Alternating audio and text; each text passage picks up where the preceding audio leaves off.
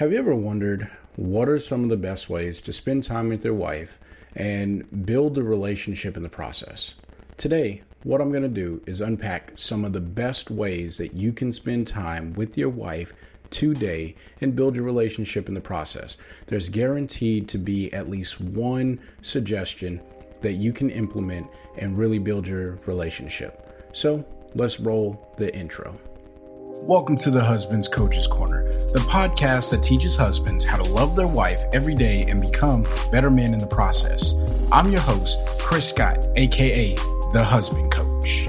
Welcome back to the Husband Coach's Corner, the podcast designed to teach husbands how to love their wives every single day. Now, I have been out of the loop for the last week because this computer that I have, won't name the computer, it was giving me some issues. I think I solved the problem. I wasn't able to record. I wasn't able to edit. So I'm sorry, but I'm back. And today's going to be a shorter episode, specifically because what I have going on, I just got the computer fixed and it is fairly late on Thursday night. So I want to get this edited or recorded, edited, and posted all tonight, which I typically spread out over a couple days.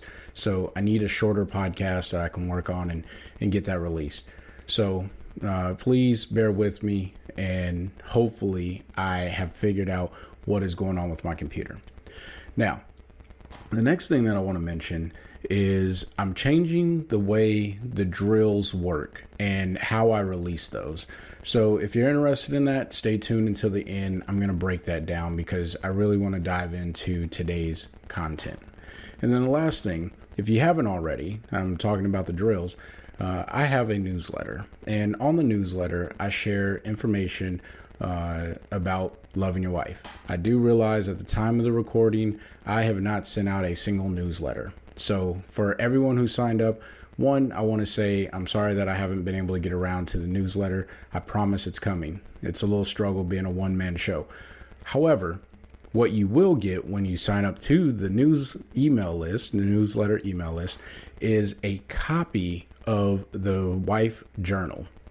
Now, if you're not familiar with the Wife Journal, very simply put, it is a way of logging information about your wife so you can learn about her and grow in love with her over time. And you can really just write down the things that you'll eventually forget. But because you have the Wife Journal, you'll be able to go back and refer to it. It comes in super handy around Valentine's Day, anniversary, birthdays, and Christmas, because there's a section in there where you can write down all of the gifts that your wife has mentioned she wants over the time. So if you want that, it's a free digital download. It comes straight to your email. Just go into the description box or the show notes, click on the link that'll take you to the sign up page, sign up for the newsletter, and you'll get that instantly. All right. So with all the housekeeping stuff out of the way, let's get right into the things that you can do. Now, the very first one that I recommend that you do with your wife is cooking. Doesn't matter if you're good or if you're just mediocre at it, whatever. Do cooking. Cook with your wife, all right? The reason why you want to cook with your wife is it's going to give you tons of close quarters time, because most kitchens, some kitchens are large, but many kitchens are pretty small. Not many kitchens. Anyway, look, you want to be in a closer area with your wife doing stuff. The closer you are to her, the more connected she's going to feel to you. And you may not even need to provide physical touch if that's one of her love languages. Besides that, take the back seat when it comes to cooking, even if your wife is not good at cooking. All right. And I say that because if she is teaching you something and she's connecting with you through sharing something that she does, then you want to give her the benefit of the doubt that she's teaching you something, and you just stay present in the moment. You may not get good food at the end of it if your wife is not good at cooking. And that's no dig to the wives that can't cook very well. All right. But what you will get at the end of it is a connection with your wife that goes a lot deeper than, what we tend to try and get out of our wives with, physical touch and stuff like that. Now, if your wife is a good cook and she is sharing with you, and she's passionate about cooking, this is a huge win for you. If your wife is passionate about cooking, you should be cooking with her as often as you possibly can, taking the back seat, being her sous chef, being her hands, being her helper, even if that's just washing the dishes for her, right? Many of you have heard me talk about washing the dishes in my house. I wash the dishes for my wife because she does not care to do that, but I have no problem with washing dishes. So I wash dishes while she cooks and we hold a conversation, and it may not seem like much in the moment, but my wife has confirmed for me that when I'm in the kitchen with her, she just enjoys it. And if I can bring her some form of joy just by being in her presence, and, build her up, I get to learn that much more about her, right? So cooking, definitely a good thing to do. The next one is working out. Now, physical fitness, couples that work out, many, many years ago, way before I got married, there was this TV show called Good Morning America. In fact, I think Good Morning America is still on the air today, but there was a segment in Good Morning America that talked about couples that work out together stay together. Now, I'm not buying into that particular jargon or whatnot. What I will buy into is when you work out with your wife, regardless of if she's good at it or if you're good at it or whomever, whatever it is, even if it's just walking around the block, right? When you are working out with your wife, you're spending time with her, you're putting forth the effort to better yourself, and you are both bettering each other because maybe she's going to push you or maybe you're going to push her. For all of my husbands out there that are like fitness experts and gurus, try not to push your wife too hard. Don't be a drill sergeant and yelling at her if she's not doing push-ups properly or anything crazy like that, because you'll instantly kill the moment. Instead, what you want to do is encourage her and say, yeah, keep pushing, keep working. Because the truth is, you're not really there to get the workout in as much as you're there to build your relationship with your wife. All right. When I work out by myself for the most part. And if my wife says, hey, can I work out with you? Then I know that I'm not there to get the best workout that I'm going to get. Because typically when I work out, I put headphones in and I zone out and I do what I need to do, whatever's on the menu for the day. Whereas when my wife is working out with me, she likes to work out, but she doesn't like to be ignored. And I can easily ignore people when I'm working out. So working out, great way of spending time with your wife. The next one is creating something. Now, I'll keep this very simple and generic. Whatever you are doing with your wife, be it legal, mind you, create whatever it is. And the reason why this is so beneficial is because when you are making stuff, you are using a different side, even if you're not a creative person, right? You're using a different part of your brain. And sometimes you'll find out that your wife has a really creative side to her. Or you'll find out that you have a really creative side and you're sharing that with your wife. And that can lead to so many different things just because you're spending this time being vulnerable, opening up to your wife, creating things, doing whatever it is. And this could be painting. This could be clay. I don't really care for clay because the mess, but it could be almost anything that you want it to be. As long as you're making stuff, you're going to be able to really build that relationship. All right. The next one is painting. Now, this one, I know that I said creating something and then I go into painting. The reason why I talk about painting is because it is so relaxing, right? And I'm not talking about like painting portraits or buildings or, something that's like, you look at it and you're like, oh man, you're an artist. I guess that's a very arbitrary statement. I won't say it like that. You don't have to paint realistic things. All right. You could just put color on a canvas and just wipe the brush around and be like, hey, I'm painting. The reason why I recommend painting, and if you can do like one of those paint and sip classes where they teach you how to paint, I think I recommended this before in some of the previous episodes, probably the quality time episode that I did back when I was talking about the 5 love languages.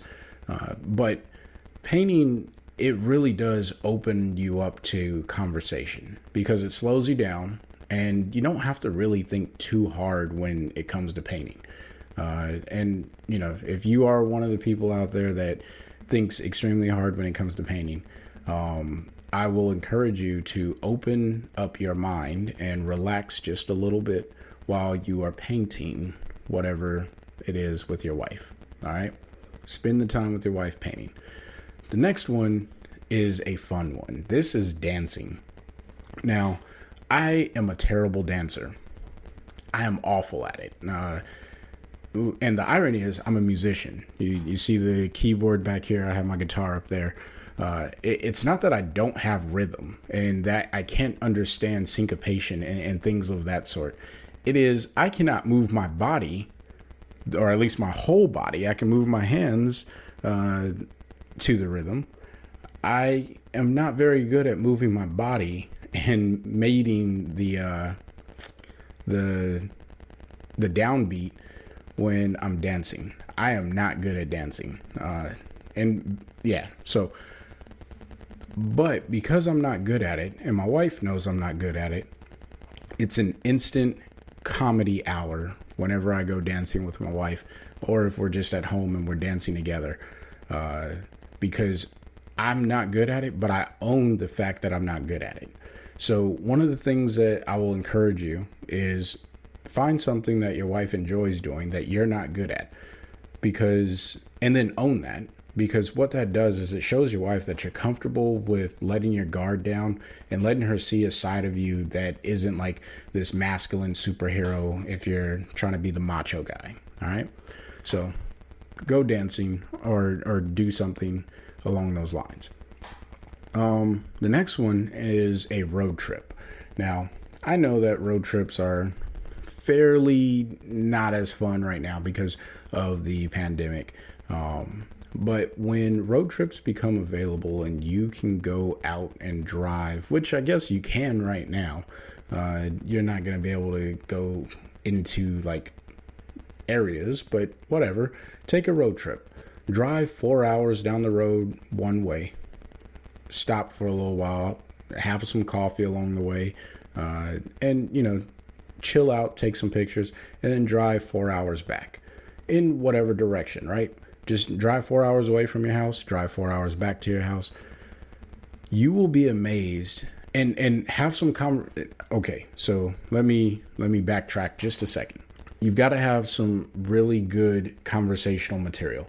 And I'm not going to tell you what that is, but if you are paying attention to the things that your wife likes to talk about, and I'm not talking about like argument material, right? I'm talking about stuff that just gets you both thinking. That's what you want on this road trip. And it's just the two of you. If you have to bring your kids, this works better if your kids are younger and they're not going to, like, when I say younger, I mean like they're going to go to sleep in the car type younger, and not really interrupt or eavesdrop and not fully understand what you're talking about, because you don't want to feel intruded upon with your kids sitting back there thinking, I can't speak about what I want to because the kids are here. You want to have as much open opportunity to be vulnerable with your wife in a conversation as much as you possibly can. All right. So that is my recommendation. Go on a road trip, have some good conversation material, and make sure that the material goes deep into conversation. You don't want dry, boring conversations, and you don't have to talk about every single thing that you plan to talk about, but have something. And it really doesn't matter who drives. If your wife enjoys driving more than you, let her drive. And if your wife prefers you to drive, then you drive. It's really not that big of a deal. The last thing that I have is planning pranks on your kids. My wife and I love to prank our kids.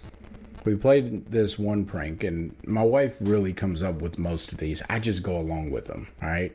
And if she's listened to this, she'll probably laugh about these. But we played a prank on our oldest daughter where we put a blanket over her, and my wife pretended as if she made her invisible.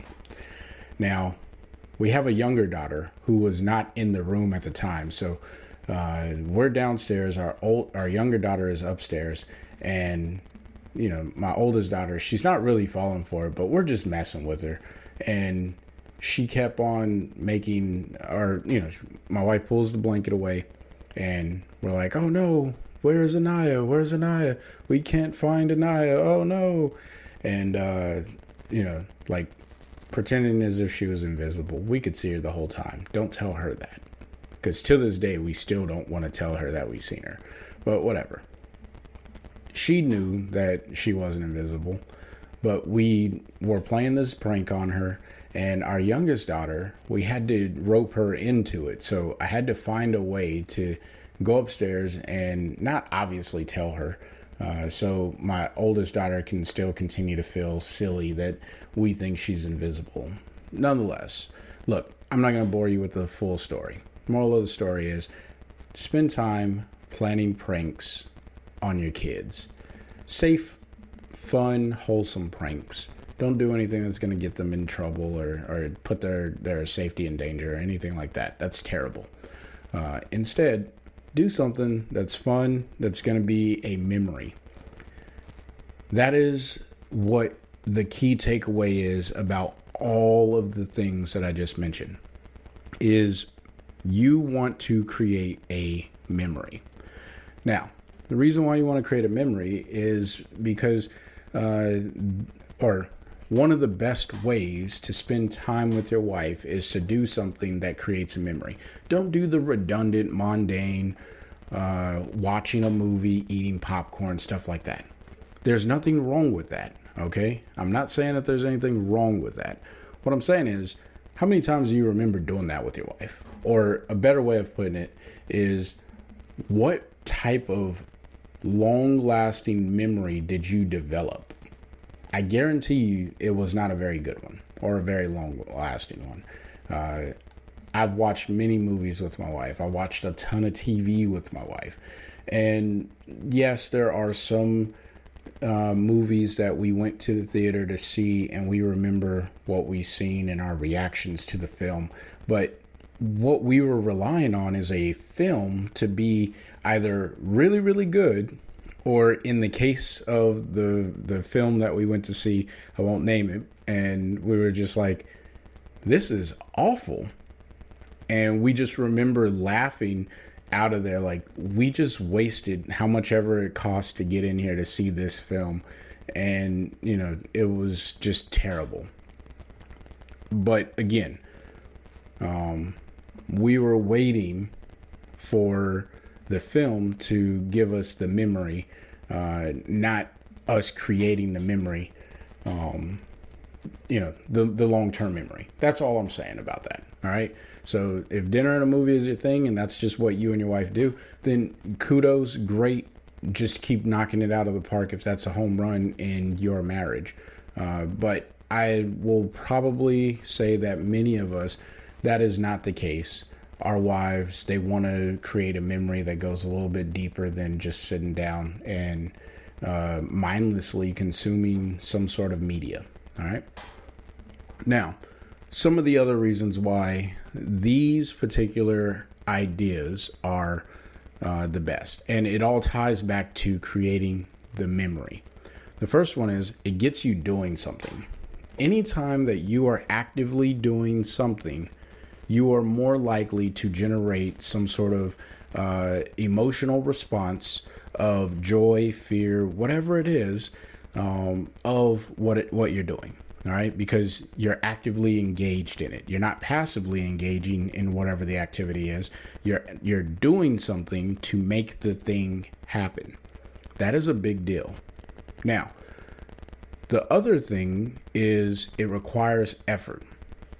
When you put in effort, you get stuff back, right? It's like the compounding effect or principle, that the more you do, the more you get. Now, obviously, you have to do good stuff to get good stuff. Doing bad stuff or mediocre stuff usually yields mediocre or bad stuff. So that is a little bit of a difference, but for the most part, whenever you are putting in effort, you're going to get something out, and it's going to drive to that memory that I was talking about. And then the last thing is it's collaborative. Every single thing that I talked about so far of this suggestion is a collaboration between your wife and yourself. And when you start to build your ability to work together on doing things, if that's you helping her cook, or you helping paint half of a picture, you dancing with her, being her dance partner, right? The working out piece, these are all collaborative. When you do those types of things, you're team building. All right. Now, some of you may be familiar with this concept of team building from the corporate world, and or just working in some sort of office or some sort of collaborative space. Well, the same concept holds true in marriage, and I would argue that it holds up even more so in marriage, and is more important to do in marriage, because as husbands and as wives, we tend to become complacent in the way that we respond or treat our spouse. So my recommendation is that you develop some deliberate team building drills. Okay. So that brings me to today's summary. And because I said the word drills, I'm just going to go ahead and start talking about those.